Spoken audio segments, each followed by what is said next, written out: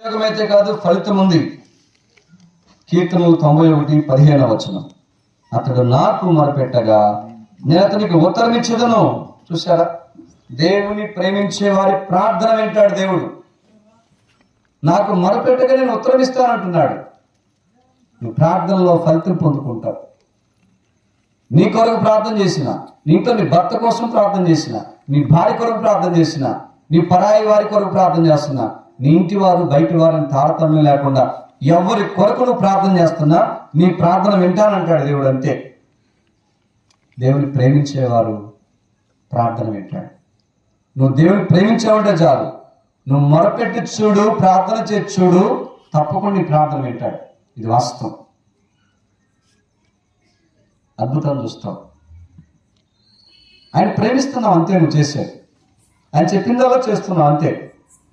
వేరే చెప్తే వేరేదని చెప్తున్నావు ప్రభు. కనుక మూడో విషయం, ఆయన ప్రేమిస్తే మన ప్రార్థన ఆలకిస్తాడు. గుర్తుపెట్టుకోండి.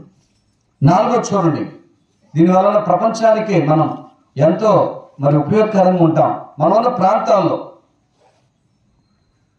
ఉపయోగకరంగా ఉంటాం. చూడండి, దేవుని ప్రేమిస్తే మన ప్రార్థన వింటాడు. మూడోది